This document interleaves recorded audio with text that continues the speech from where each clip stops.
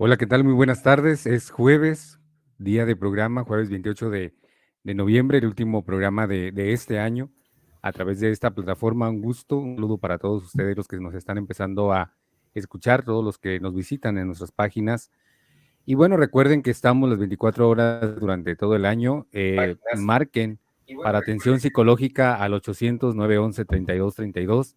También nos pueden escribir un WhatsApp a ese mismo número y de igual forma a través de Messenger, mensaje directo a través de Facebook, nos pueden contactar para poder recibir atención psicológica. Recuerde que somos más de 6 en atención a la población las 24/7, 24 horas del día durante todo el año sin descanso, y es un gusto poder seguir favoreciendo en el cuidado de su salud emocional.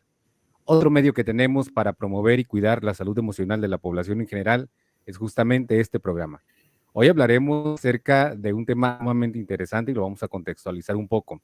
Hablaremos acerca de la necesidad de los límites y también la necesidad de cultivar la generosidad en los niños.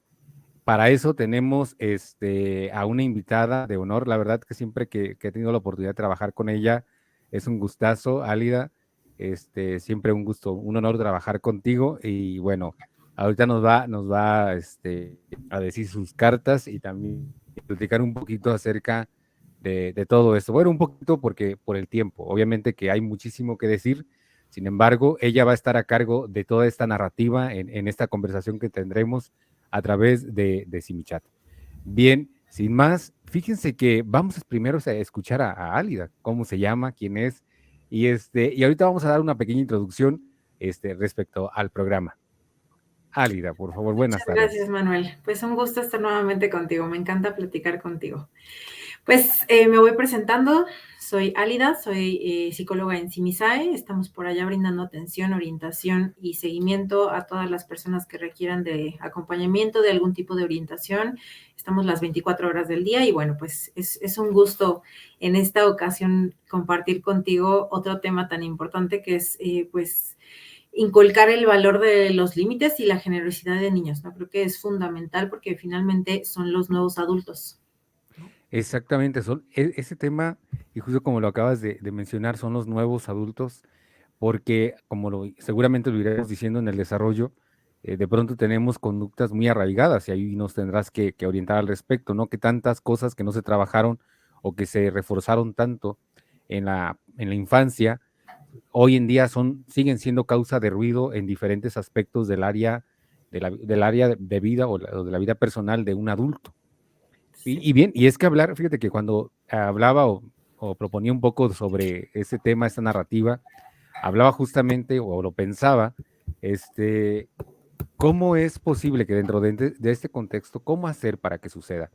Que dentro de este contexto de fiestas, porque ya viene diciembre y sus regalos y sus gastos, ¿cómo favorecer a la economía familiar este, en todos los aspectos? Pero hablando de los regalos que no solamente para los niños, sino para toda la población, pero enfocado concretamente con los niños, ¿no? De pronto es una época de recibir muchos obsequios, regalos, detalles de donde vengan, y bueno, ahí están, pero de pronto tenemos en algunos casos en donde hay deudas, hay situaciones que sobrepasan la capacidad económica incluso de las personas con tal de satisfacer por un detallito, pues, con tal de cumplir los requisitos que se dicen en esa cartita que algunas personas pueden escribir.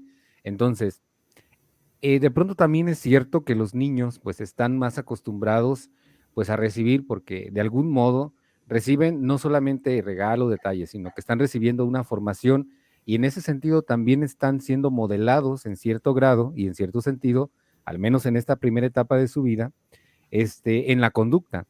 ¿Cuántos reforzadores relacionados a los límites negativos y positivos existen? Y luego, ¿cómo es posible empezar a formar a los niños desde una temprana edad? Porque hablaremos también acerca de las etapas un poquito del neurodesarrollo, ¿no? Pues estamos hablando de ese contexto también. ¿Cómo favorecer para que los niños desde ahora, desde esa etapa de edad en la que se encuentren, sobre todo antes de los 12 años, en promedio, cómo ayudarles, cómo formarlos a que sean generosos? Porque hay niños que en efecto suelen ser como parte de una etapa natural o del neurodesarrollo normal en ese término, pues es normalito que sean egoístas, que no les guste compartir, es una etapa que de algún modo la mayoría de la población vive o experimenta, a lo mejor con mayor intensidad que otros, pero eso va a ser ya, depende de cada individuo. Pero al respecto, sobre eso vamos a girar la narrativa, la conversación. Y bueno, antes de darle la palabra a Álida, ojalá que nos dejen ahí en los comentarios pues sus saludos y también nos dejen sus estrategias, sus preguntas sobre el asunto de límites, el asunto de generosidad, pero también cómo han hecho ustedes que tienen hijos para irlos formando y educando en estas dos realidades tan importantes. Y empezando por los límites, Álida, cuando hablamos de límites, cuando hablamos de generosidad, habría que hacer dos distinciones importantes de ambos conceptos. Sí. Dinos, ¿con qué podemos quedarnos de estos conceptos? Bueno, yo creo que vamos a iniciar por la parte que mencionaba sobre el egocentrismo. Si nos vamos a Piaget y sus lecturas, habla justo desde esta etapa, ¿no? Del egocentrismo, en donde justo los pequeñitos no van a comprender sobre el sentido que tiene el que una persona se acerque a sus objetos o que quiera jugar con sus juguetes o que quiera compartir a su mamá o a su familia, ¿no? Porque justo se encuentran en esta etapa en donde todos pasamos por ello, en donde solamente queremos la atención y pensamos desde un pensamiento de infante, es eso, que todo gira en torno al pequeñito, ¿no? Entonces, desde ahí, el que les podamos ir enseñando que tienen que compartir, por qué se debe compartir, que no todo gira en torno a ellos, ellas, ellas, es bien importante. Y entonces ahí vamos ya a entrar en el tema de la generosidad, ¿no? Que justo si buscamos una definición que sea muy simple, sería este valor que se puede compartir con cualquier persona. Y si hablamos de las infancias, es aquel valor que le lleve a la otra persona, sí a generar empatía, pero también que pueda comprender que los bienes, que mi tiempo, que mi ayuda la puedo compartir con otras personas, ¿no? Y no con un interés que sea de devolverme exactamente lo mismo, sino que sea absolutamente natural, ¿no? Entonces, desde ahí ir compartiendo cómo es que podamos, tal vez no tengo solvencia económica para compartir con todas las personas que no tienen economía, pero sí puedo devolverles con mi tiempo, ¿no? Con escucharles, con acompañarles en algún momento. Entonces, desde ahí es importante el empezar con este concepto tan importante que es la generosidad. Claro. Ahora, me llama la atención, obviamente que habrá muchas acepciones o conceptos que puedan ser útiles según la disciplina desde donde lo queramos estudiar, ¿no? Por ejemplo, esta parte del neurodesarrollo o del desarrollo de los infantes, de los niños, de los menores, pues estamos hablando de cosas muy particulares. Ahora, también me llama mucho la atención que en este mismo proceso, el papel que tienen, obviamente, los adultos que están a cargo de la formación y educación de los menores. ¿Por qué? Porque como sabemos, como humanos, como animales, que somos animales sociales, tendemos mucho a aprender en muchos momentos, no solamente en esa etapa de la vida, a través de la imitación. Y Claro. de pronto, ¿cómo influye esta parte antes de continuar con otro apartado? Porque ahorita que te escuchaba decía, ok, puede ser que mi padre o mi madre tengan, o yo como padre tenga un concepto de generosidad erróneo, errado, igual de límites, porque a lo mejor yo ni siquiera he trabajado mis límites hacia mí mismo y hacia otras personas con relación a mí. Y de pronto estas conductas las proyecto dentro del desarrollo familiar o dentro del sistema familiar y me doy cuenta que he comunicado toda esta parte porque, bueno, no iba a decir una frase, pero está muy, no la voy a decir. Bueno, el hecho es de que aprendemos por imitación, ¿no? Lo que el adulto hace, el niño de algún modo lo imita. Lo replica. Uh-huh. Exactamente. ¿Cómo favorecer, no solamente desde el concepto, sino desde la praxis cotidiana? Porque incluso lo leía en días pasados, que incluso el mal genio, ¿no? Se contagia y el mal genio se aprende, ¿no? De pronto los papás dicen, bueno, pero ¿por qué andas así de este modo, no? Pues mírate en el espejo, ¿no? Un poquito. Pero bueno, ¿cómo mediar entre los conceptos que obviamente agradezco muchísimo que no hayan sido de diccionario porque no ayudan, pero sí desde estas acepciones, cómo mediar con el aprendizaje que se replica en los menores? Es un tema bien delicado porque, como bien lo mencionas, aprendemos por imitación. Y entonces ahí entra otra de las teorías que también me gusta, que es la teoría social de Bandura. Bandura mencionaba que justo todo el aprendizaje que vamos aprendiendo a lo largo de nuestras diferentes etapas del desarrollo, obviamente los vamos observando a partir de lo que van haciendo los demás y posteriormente lo replicamos, ¿no? Entonces, sí o sí, los niños aprenden mediante la imitación de las conductas. Puede ser de las personas cercanas, de padres, hermanos, familiares, pues no tan cercanos, pero que de pronto son frecuentes en la vida de un niño, maestros, compañeros de salón, el contenido digital, ¿no? Entonces, nos vamos llenando de todos estos conocimientos que de pronto puede ser que sean correctos o que dentro de estos no sean tan correctos y no tengan los valores necesarios para compartirle a un niño, ¿no? Entonces, esto nos lo podemos encontrar siempre en las escuelas, porque entonces la maestra pide que sea de cierta manera el comportamiento y en casa no se refuerza ese comportamiento que es el correcto, ¿no? Hablando de normas. Entonces, la educación más bien va a ir en la parte reeducativa hacia los adultos para que tenga un impacto realmente en la vida de un niño. Y ahí es donde tenemos una enorme labor que hacer. Híjole, y no me voy a salir de tema, nada más lo voy a comentar como paréntesis, pero Yo ahorita te que regreso si te vas. por favor, ahí me arreas, ¿a dónde va? Fíjate que pienso, cómo esta necesidad de que la educación, la formación de los menores sea muy integral e integrada, porque, por ejemplo, hablaste de entes muy particulares como es la escuela, los padres y las personas encargadas de su crianza. Cuando no existe un consenso respecto a lo que se quiere formar, a lo que se quiere comunicar, la información que se está comunicando, y yo lo platico con algunos docentes o con algunas madres que tienen, bueno, te ha pasado seguramente que en la línea te dicen, es que Sí. tengo un hijo muy demandante, caprichoso, que todo quiere, y esto lo refleja en la escuela, y en la escuela ya llevo como 20 llamadas de atención porque mi hijo pues nada más no aprende, etcétera. Pero justamente tocabas algo muy medular, el hecho es de que en la escuela en la familia debe haber una sintonía en cuanto a los límites. Y vamos a entrar a ese tema súper padre. ¿Por qué? Porque de pronto, ¿cómo le pone los límites una docente a un niño?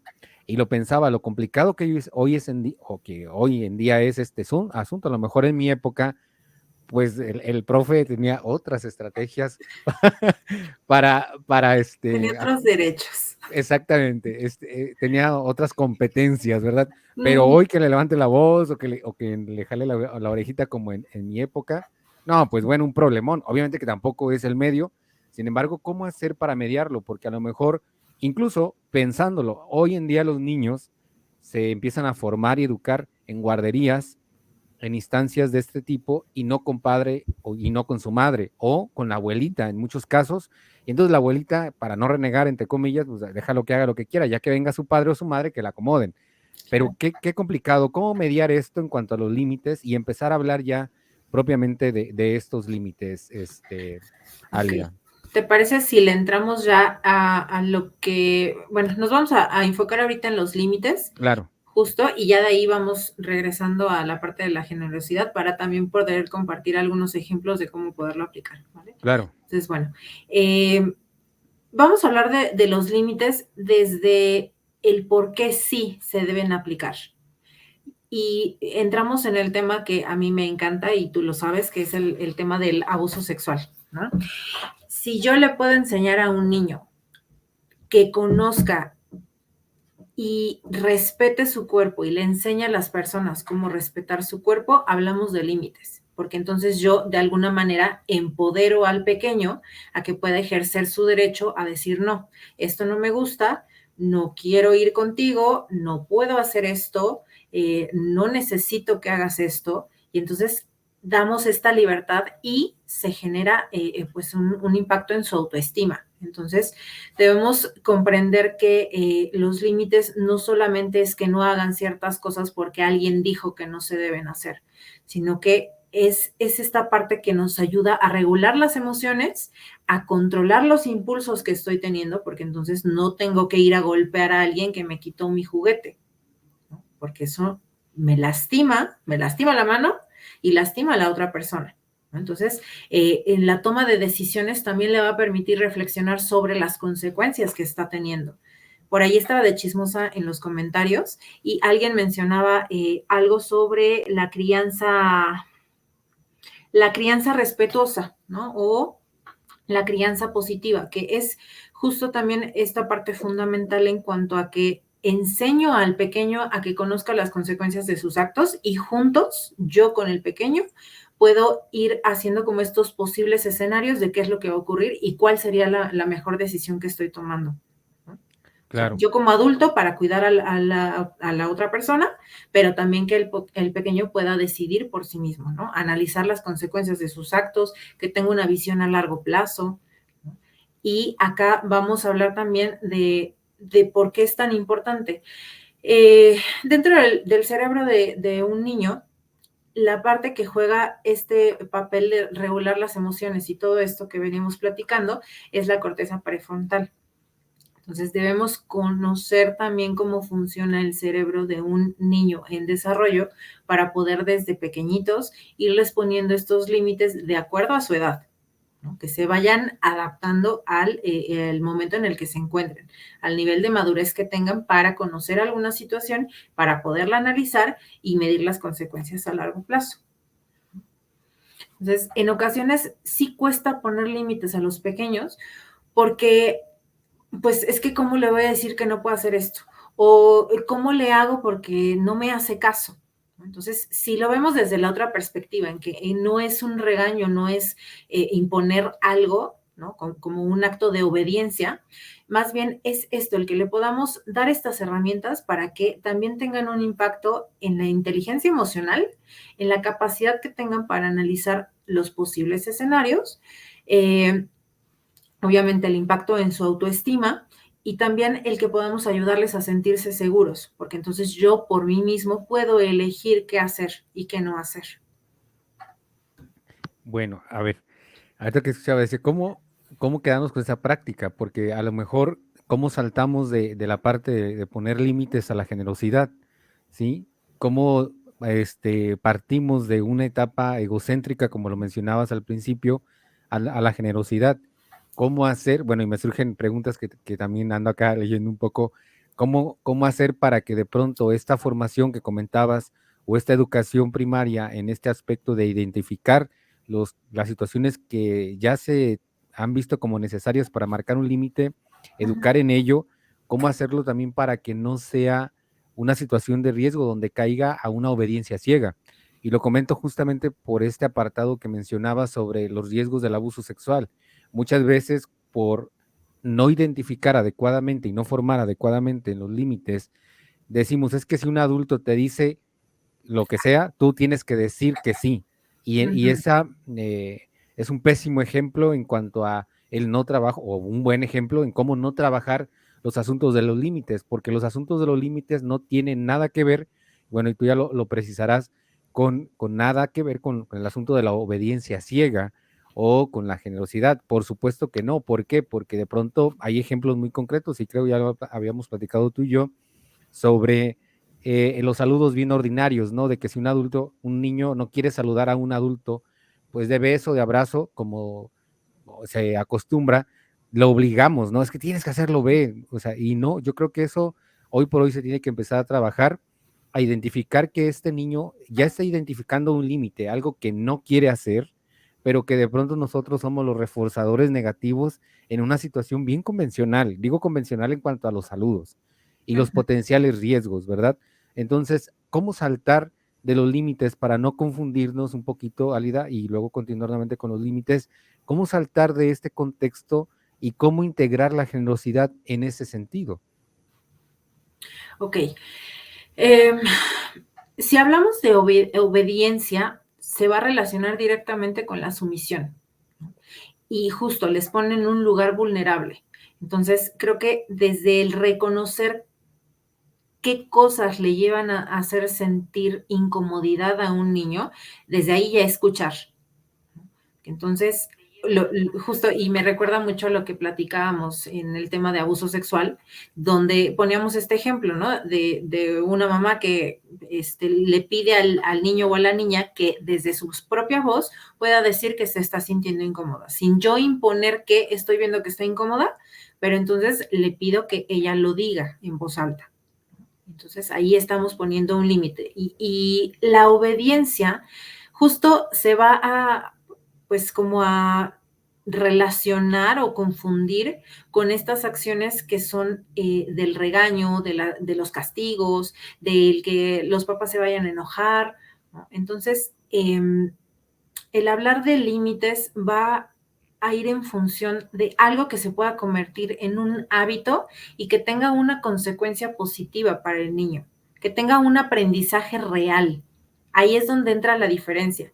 Que si un niño, no sé, toma un jarrón en una tienda y lo rompe, pues que sepa que la consecuencia es tal, ¿no? Ya sea que tenga que hacer sus ahorros por unas semanas para poder pagar ese jarrón, que ahorita ya lo pagó papá o mamá, pero que él lo va a tener que pagar, pues, porque es su consecuencia, ¿no? O tal vez, no sé, ayudar a personas a hacer alguna actividad, no sé, se me ocurre lavar carros, ¿no? Como ayudarle al tío a lavar un auto. Y de esa manera tener economía para poder pagar eso que rompió, ¿no? No solamente el que se quede, ya, mira lo que hiciste, ¿no? Porque es el regaño y entonces de ahí no hay ningún tipo de aprendizaje. Sí. Y otro ejemplo que escuchaba, por ejemplo, has dicho lo del jarrón, pero ¿qué hacer cuando mi hijo o mi hija no quieren hacer la tarea y no hay poder humano que lo mueva a hacer en ese sentido de entre límite y obediencia? ¿Cómo hacerle Ujú. para que no siempre tenga que recurrir al grito, que ojalá que no lo hagan, o incluso al chanclazo? Este, ¿Cómo hacer para mediar esa parte? Porque es muy frecuente y es muy observado esta conducta en muchísimos momentos en donde no hay poder humano aparentemente que haga que el menor haga sus tareas cotidianas, ¿no? De la escuela, donde sea. ¿Cómo hacerlo para moverlo dentro de este contexto? Me encanta esto porque justo en la línea recibimos estas llamadas hoy, ahora en el chat, que me toca estar también por allá 3 días en la semana. Me encuentro con estas mamás que se sienten frustradas, que se sienten culpables porque ya le golpearon al niño, pero es que no me hacía caso. Yo ya estoy desesperada y no sé realmente cómo hacer para que el niño haga sus obligaciones, ¿no? Entonces, eh, sí es necesario hacerles saber el porqué de las cosas que tienen que hacer, pero no desde un sentido de es que tienes que ir a la escuela porque es tu única responsabilidad, porque así lo dicta el manual, porque yo fui a la prepa, a la universidad y entonces necesitamos que seas abogado, ¿no? O sea, no desde ese sentido, sino del que puedan verlo como algo que es funcional también para su vida, ¿no? Y que sí es una responsabilidad y una obligación, pero del niño, no por satisfacer al adulto, no porque el adulto necesita un 10 en la boleta o una buena conducta, ¿no? Sino de realmente por qué es funcional la escuela para un niño. Y volvemos al tema de los hábitos. Y se rompen mucho estos hábitos y es bien importante siempre tenerlos. ¿Por qué? Si durante la semana, digamos, padres separados, ¿no? Durante la semana el pequeño está con su mamá y tiene ya una dinámica, horarios establecidos, pero llega el fin de semana y se rompe esa dinámica porque va con el papá y entonces esos horarios ya no están de la misma línea, no se siguen estructuradamente, no hay horarios específicos para comer, lavarse los dientes, hacer tarea, sacar al perro, entonces se rompe esa dinámica. Y si a un niño yo le estoy enseñando qué es un hábito y cómo debe seguirlo, en el momento en el que se rompe con eso, ya le dimos en la torre al niño, porque ya entendió que, pues sí, yo tengo acá libertad y ahí es donde vienen estos choques. Es que con mi papá sí puedo. Entonces siempre va a existir esa diferencia. Si te das cuenta, volvemos. Y no es que culpemos a los papás, pero sí es toda la responsabilidad de los papás porque es la función educativa, ¿no? Entonces tendrían que estar ambos padres en armonía para poder establecer las mismas reglas, las mismas dinámicas.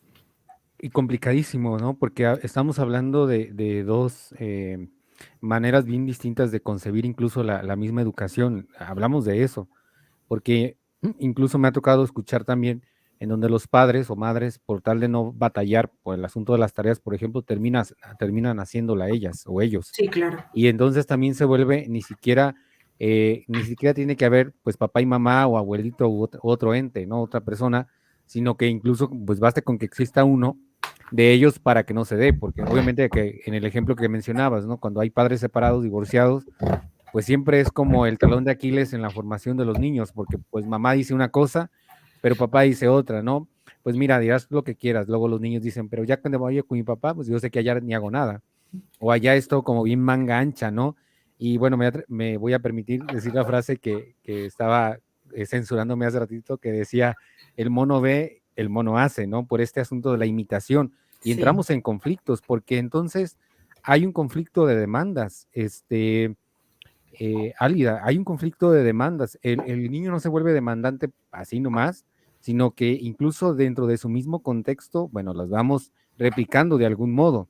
Pero bueno, Ujú. antes de continuar, permíteme nada más retomar, comentar una pregunta que luego vamos a darle respuesta, que, no, que nos hace Luis García, pero déjame saludar a la audiencia. Por favor. Este, saludos a Oscar Eduardo, gracias.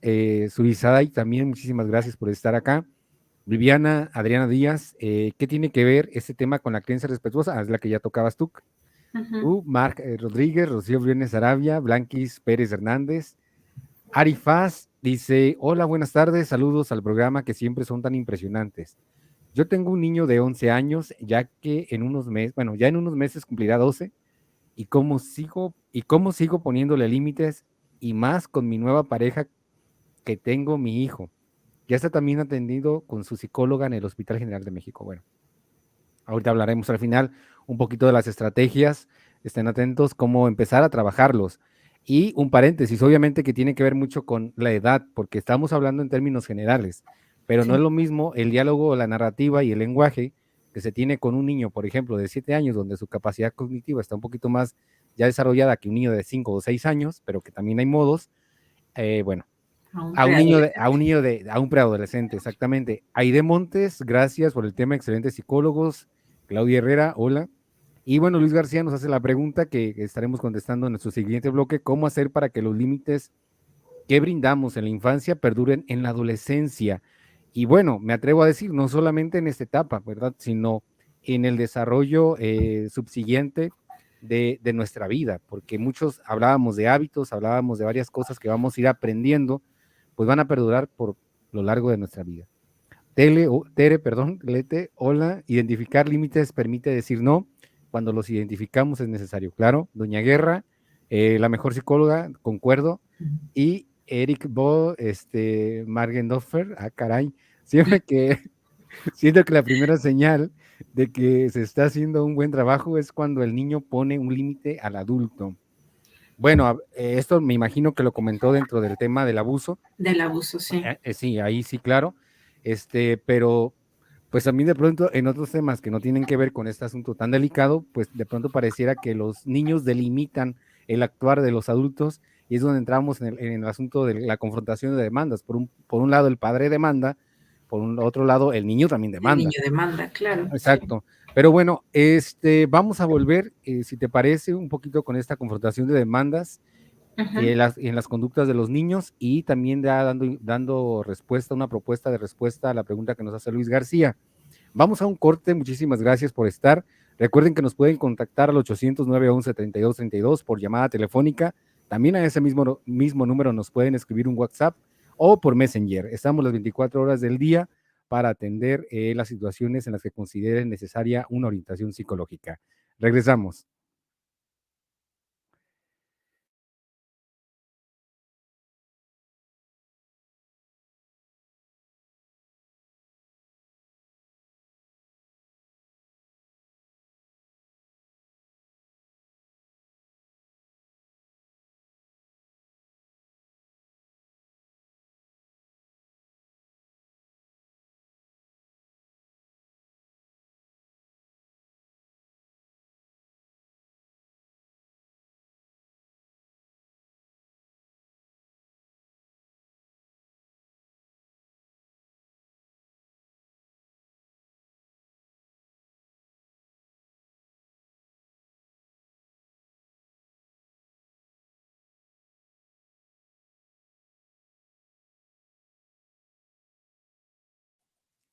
Hola, gracias por estar con nosotros.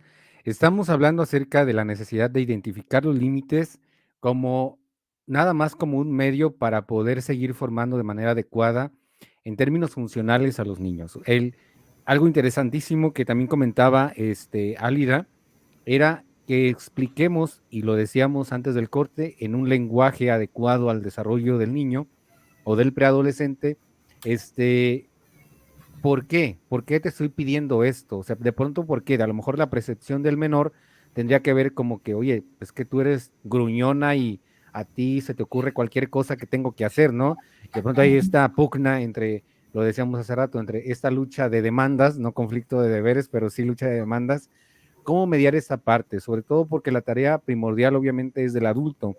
¿Cómo hacer para no entrar en esta parte de la confrontación y proponer incluso una negociación con el menor según el desarrollo que se encuentre? Obviamente que estamos hablando a lo mejor de generalidades, porque pues habría que identificar ciertos aspectos muy particulares de la edad, del desarrollo, el contexto, el sistema familiar, su estructura, todo eso determina. Pero bueno, te escuchamos.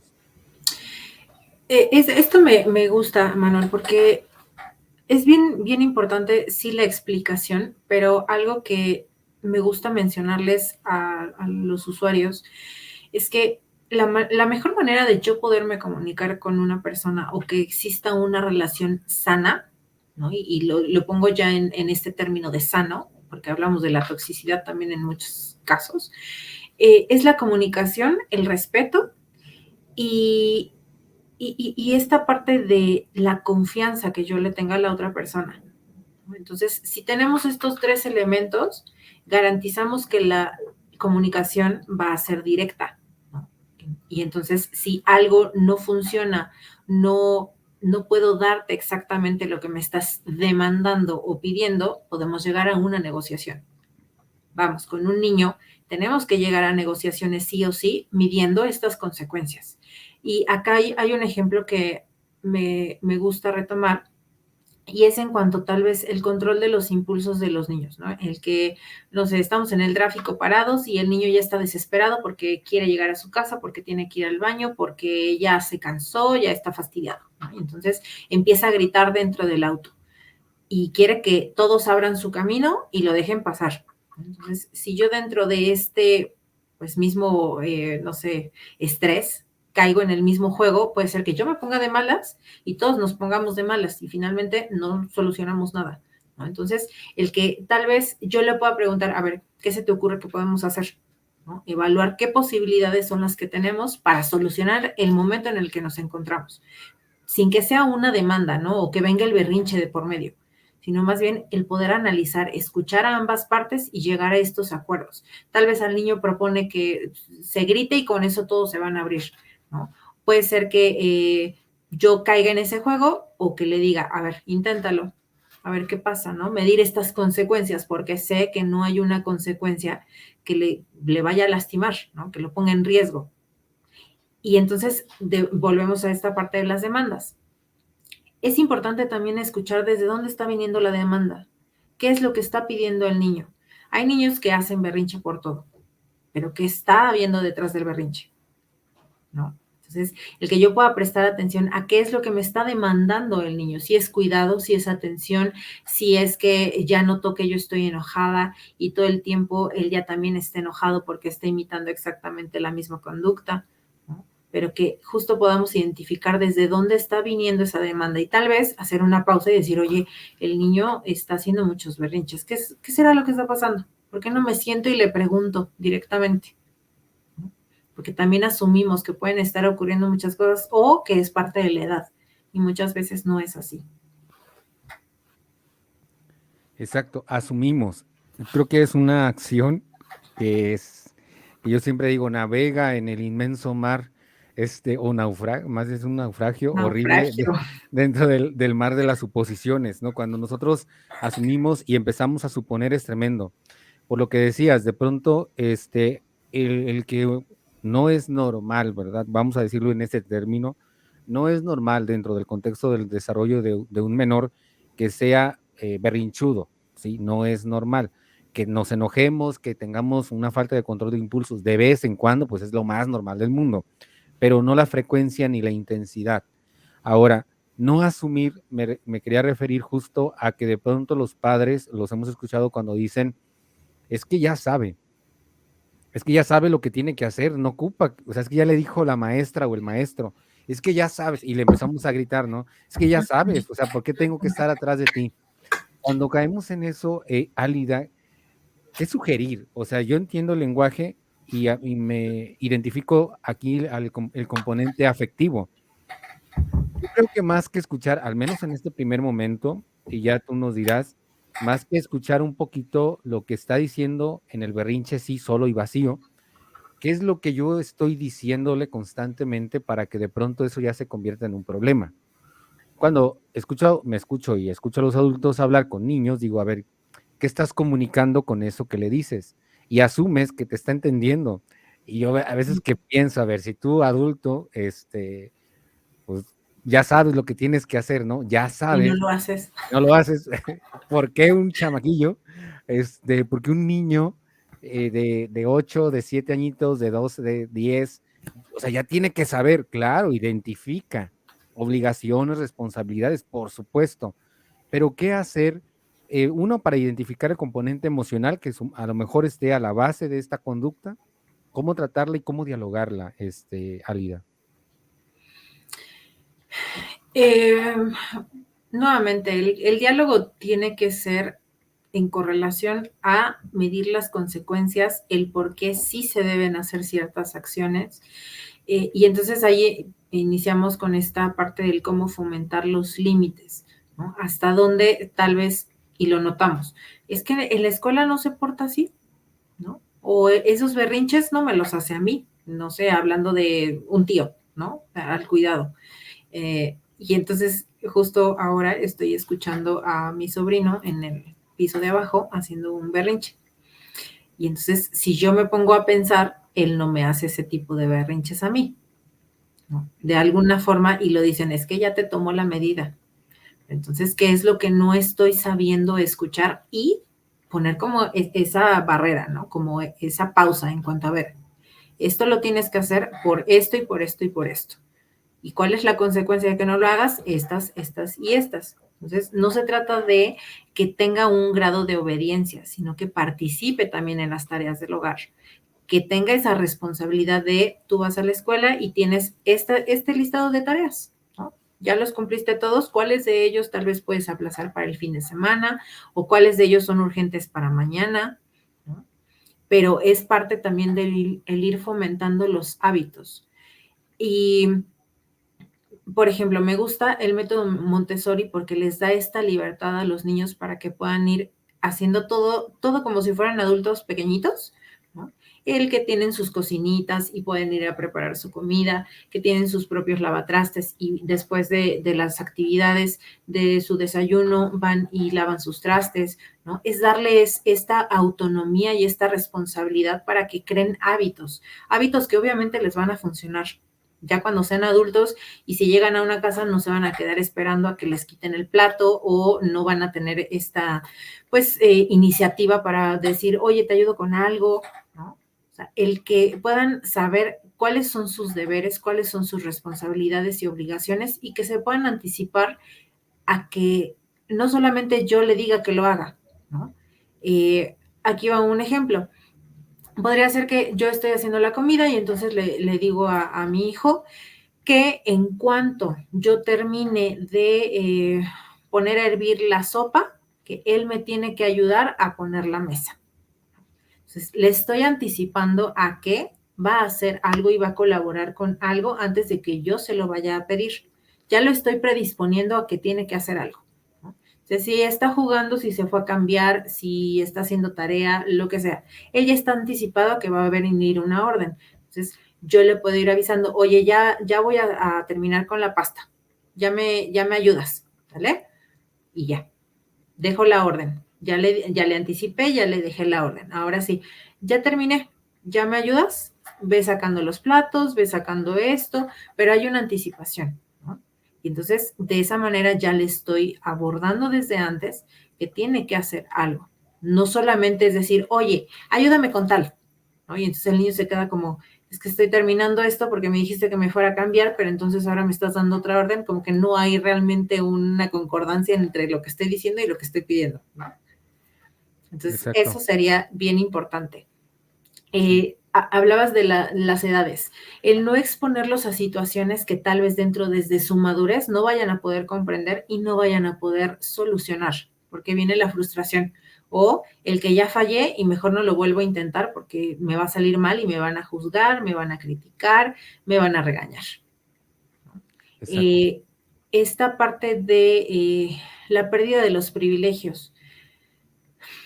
Si hay un acto que tiene consecuencias que no son tan agradables, pues va a haber pues una consecuencia real, ¿no? Y puede ser que algunos privilegios se pierdan, que ya no salga, que se cancela la fiesta, que el regalo de Navidad, pues ya no se va a efectuar, ¿no? Retomando el tema de las festividades que están por venir.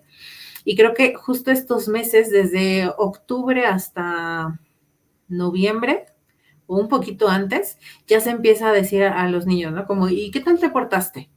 Y entonces pareciera que viene como esta angustia porque sí me tengo que portar 2 meses porque en diciembre y enero ya sé que vienen los Reyes Magos o Santa Claus y entonces me tengo que portar bien porque si no, no llegan. ¿Y el resto del año qué pasa? ¿Dónde está la consecuencia? ¿No? O si realmente se cumplen esas consecuencias, como, híjole, pues no, este año no llegó nada, pero sentimos que les rompemos el corazón y posiblemente sí, pero no hay consecuencias durante todo el año. Claro. Híjole, y complicado porque como incluso uno como adulto ponerse el límite, porque lo has dicho, esta lástima, ¿no? Porque ahí sí es lástima, no es compasión. Este, Sí. ay, pobrecita o pobrecito, ¿no?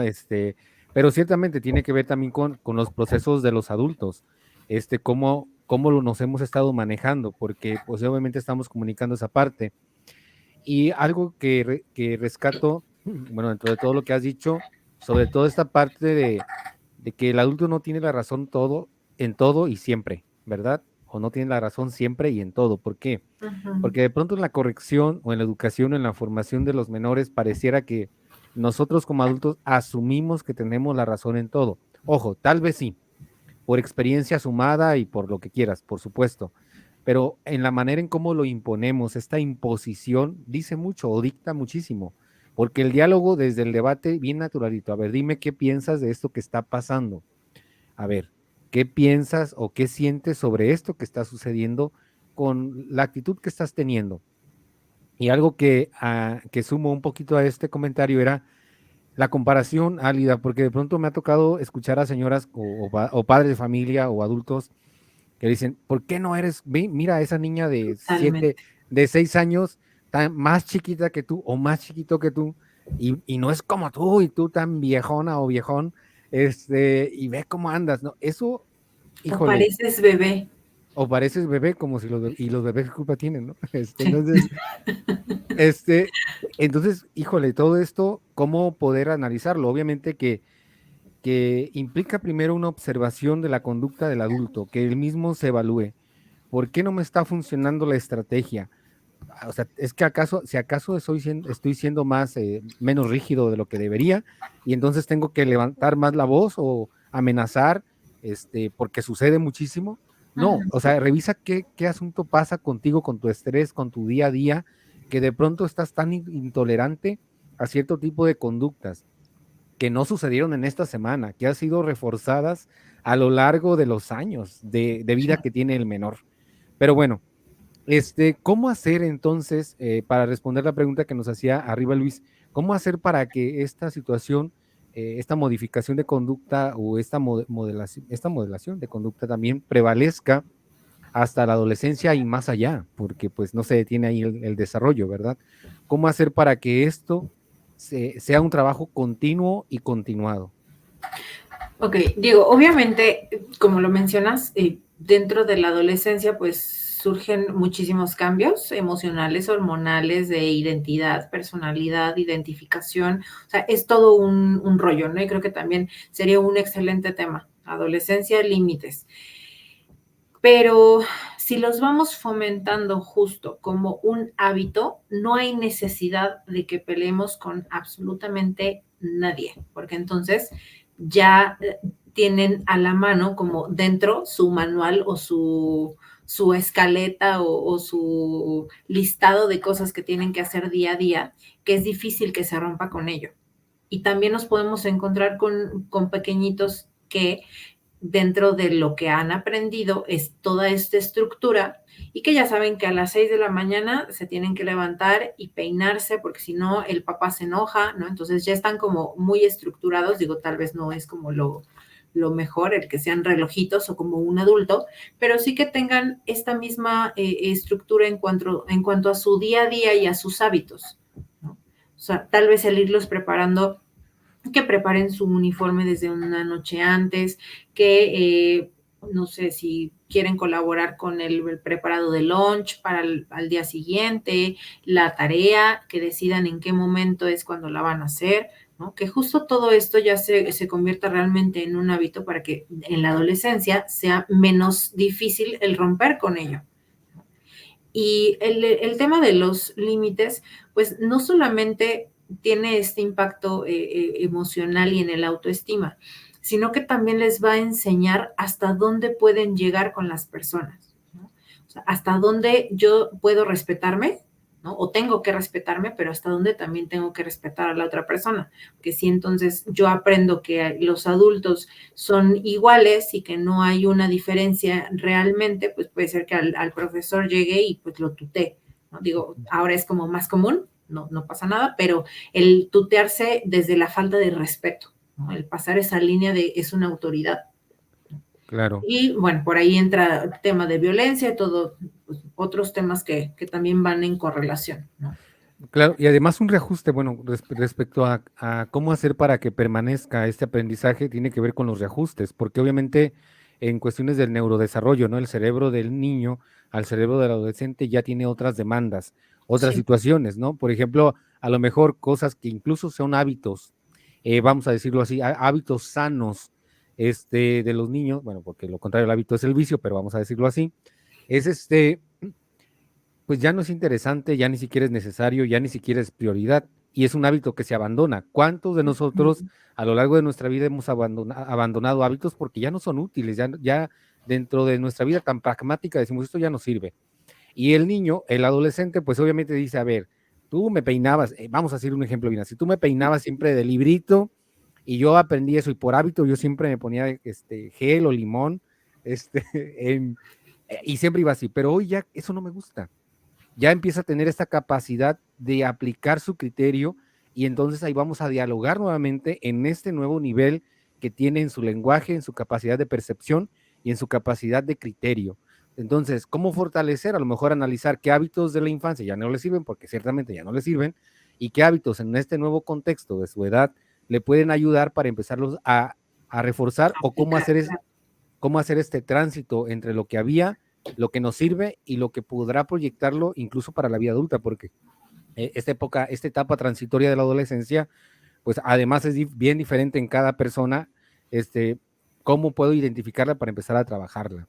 Pero bueno, hablando, y ahorita en lo que retomo los saludos, Alida, ¿cómo entonces, para cerrar nuestro programa, cómo entonces algún caminito que nos señales para trabajar, encaminar a los niños, a los menores, en este trabajo de sí, los límites, pero también dentro de este contexto de los límites, de la generosidad también? Y lo hablábamos un poquito al principio, pero señálanos como un ABC más o menos aproximado al respecto.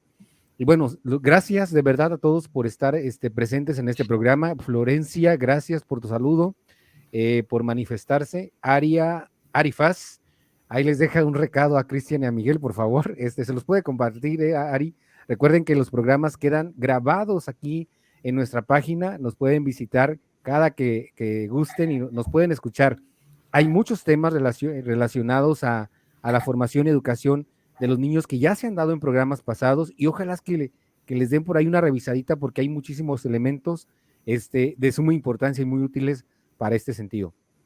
Y recuerden que nos pueden hablar al 809-11-3232 a través de WhatsApp o a través de Messenger, de verdad, para poder orientarlos sobre y otros temas que puedan estar en boga dentro de su sistema familiar Y concretamente, por decirlo dentro de ese tema, concretamente alguna situación que tengan con sus niños, con sus menores, con todo gusto los podemos orientar. Bien, Álida, ¿por dónde darle? ¿Cómo darle por ahí? Bueno, hablábamos de la generosidad, ¿no? Y también para ir cerrando esto con ejemplos, que creo que también son bien funcionales pues, para todos los casos. La generosidad, ¿cómo es que la podemos ir fomentando desde muy pequeñitos? Eh, Regresando al tema del egocentrismo y que les cuesta trabajo esta parte del compartir, no se trata de obligarles a que compartan, sino enseñarles que no pasa absolutamente nada si comparten, que puedan poner a disposición de otros compañeros, de sus primos, de personas en situación de calle, ¿no? O sea, que les podamos dar a las otras personas que necesitan algo. Y volvemos a lo mismo, tal vez no tengo la economía para estar haciendo donaciones cada mes, pero sí que puedo tal vez ayudar de otra manera, ¿no? Si tengo juguetes que hace muchísimo tiempo no utilizo, bueno, entonces vamos a escoger cuáles de ellos podemos donar. Eh, Claro, eh, en los bienes, digo, parte de esto es también pues, los objetos personales, pero ahora que ocurrió esto de Acapulco, me acuerdo que una asociación lo que estaba pidiendo era que los niños fueran a donar cosas que ya no utilizaban. Ya no solamente eran ropa y juguetes, sino cosas, lápices, o sea, todas estas cosas que tal vez están ahí siempre, pero que no siempre utilizamos, ¿no? Que hasta tenemos de más, pero que por si se acaba, por si algo ocurre, ahí tengo el repuesto, ¿no? Que todo esto lo podamos ir enseñando también para que fomentemos el desapego, ¿no? Que no pasa absolutamente nada si damos o si no tenemos, ¿no? Otra parte que también puede ayudar para la generosidad es el escuchar no solo desde sentarme a que una persona me platique, ¿no? Sino escuchar las necesidades, que se puede expresar sin interrupciones, que creo que es algo que nos cuesta muchísimo hacer, ¿no? Como estas pausas o las comparaciones que hacías, ay, sí, pero es que yo lo estoy pasando peor, o ay, no, eso ni es importante, hay otra persona que lo está pasando peor, ¿no? O sea, que realmente podamos detenernos un poquito a escuchar cómo la otra persona se está sintiendo, para que también comprenda que tal vez hay alguien que lo está pasando mal o que eso que me está pasando a mí, pues sí es importante y que la otra persona también lo está viviendo, ¿no? Que pues es una función bien importante esta de la identificación, porque así generamos empatía. Y el colaborar con las actividades diarias, que se les permita justo eso, el cooperar, el que si quieren ayudar con lavar los trastes y no saben hacerlo o van a terminar empapados, no pasa nada. Al final del día están teniendo esta iniciativa para ayudar con algo, ¿no? El que puedan aportar, el que puedan realizar algunas acciones que sean en beneficio de otros, que aprendan a trabajar en equipo, ¿no? Todas esas cosas son realmente lo que va a ir fomentando desde un primer inicio la generosidad, ¿no? Y si dentro de ello le vamos metiendo esto de los hábitos y los límites, pues vamos a realmente poder ayudarles. claro. Pero creo que cabe destacar que es importante nuevamente la parte de los padres, ¿no? Que se vayan checando, que vayan viendo qué cosas tal vez me cuestan trabajo o que no estoy sabiendo poner ciertos límites o no estoy sabiendo comunicarme, entonces con toda la confianza, vénganse para acá. Acá les vamos a estar acompañando y les vamos a estar dando herramientas que tal vez les puedan ir funcionando o ¿por qué no también el que les ayudemos a reconocer qué cosas no están siendo funcionales dentro de la educación?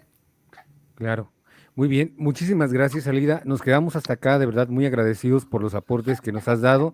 Recuerden, de verdad, a todos los que nos están escuchando, a todos los que nos van a ver ya en el programa grabado, nos pueden contactar las 24 horas del día, bueno, en el horario que más les favorezca. Más de 100 psicólogos a su servicio en bien de la promoción y cuidado de la salud mental. 800-911-3232 a través de llamada, a través de WhatsApp o también a través de mensaje directo a través de Messenger. Un gusto haber estado con ustedes y recuerden, como cada martes y cada jueves en punto de las 6 de la tarde, los esperamos en un programa a través de Civichat. Gracias y hasta la próxima. Gracias, Hasta Ali. luego.